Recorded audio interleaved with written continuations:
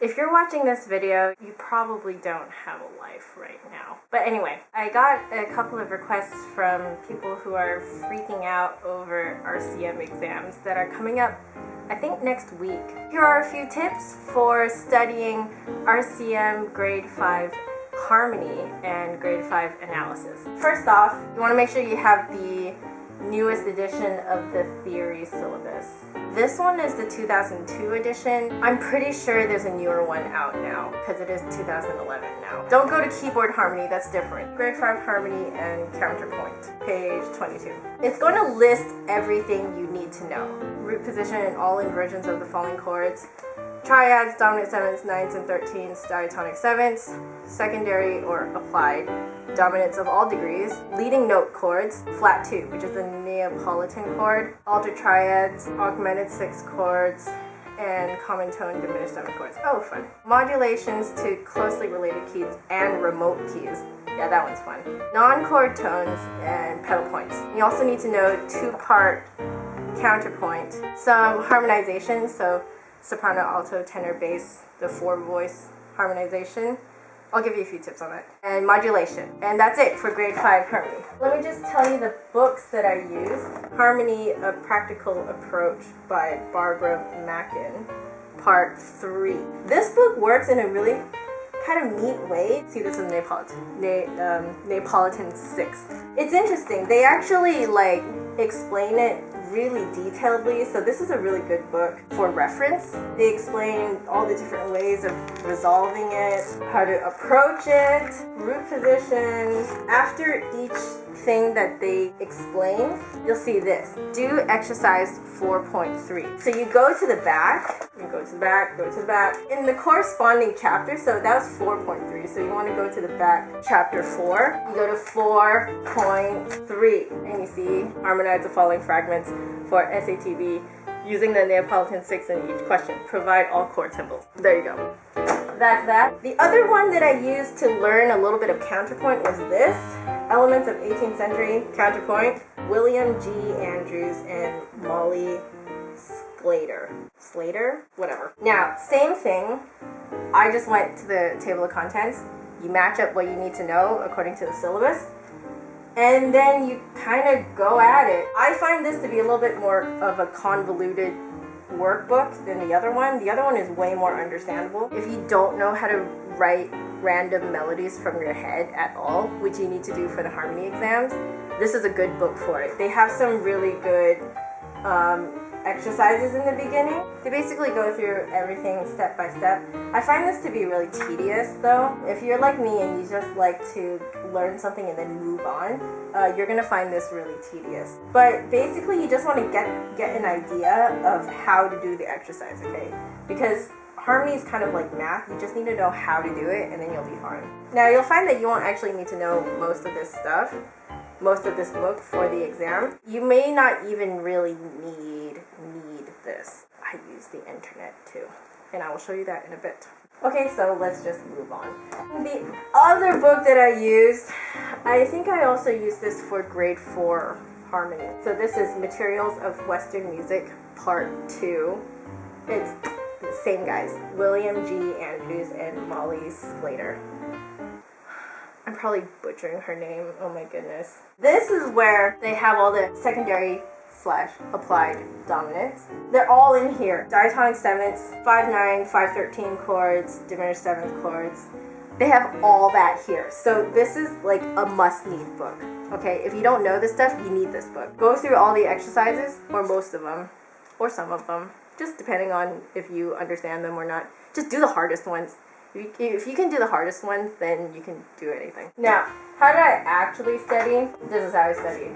It's like the Grade 5 History exam. Did the same thing.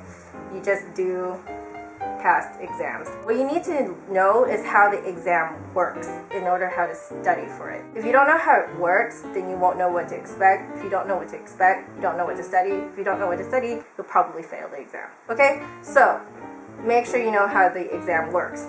Pretty simple. First thing they'll show you is this blank staff, and you have to fill it in following the chord progressions that they already wrote. So, how do you go about doing this if it's blank? Not a problem. All you do is you look at the chords, you write out the bass notes, because given these chords, you'll know what the bass notes are, okay? Write out all the bass notes first. Don't mind the other voices. Then, because you'll know what the chords are, right? And you know what chord tones are in there, you write out the melody, okay? So you write out whatever melody you want, okay? Given the notes in the chord tones, okay? So that's already a given.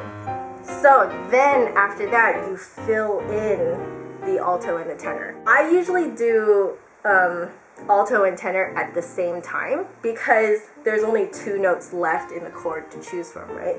So what you do is you kind of mix and match it, but sometimes you'll find that it doesn't quite work with a certain soprano note. So sometimes you'll switch an alto and soprano note or something like that. But what you've basically done is you've given yourself a framework of a soprano and bass line, so that you can just mess around with the alto and tenor, so you don't kind of like freak out just going from chord to chord.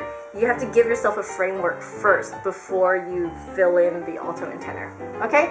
So if something doesn't work in terms of the voice leading, then just sort of switch the notes around when you get to that chord. But just give yourself a general framework to work with at first, then you'll be fine. Here comes the melody section. Basically, they give you 2 different melodies. And what they want you to do is do a 2-part contrapuntal composition in the 18th century style in either binary or rounded binary form. Now, if you don't know what binary and rounded binary is, then you're pretty much screwed, because that's the form. What you want to do is you want to be able to group them into a bigger picture kind of chord progression. So I did 1, 5, 1, 4, 5, 1. So that was my A section. In the B section, you want to do something different. I usually write the general chord progression that I want, and then what you do is you structure your melody around that, okay? So you kind of go from bigger picture to smaller details.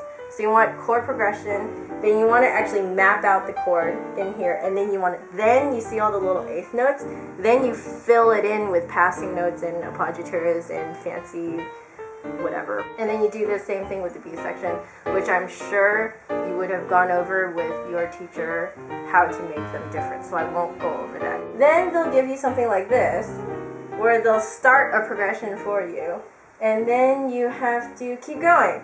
So, same thing. You first write out what you want the progression to be, okay? And you follow all the rules they tell you.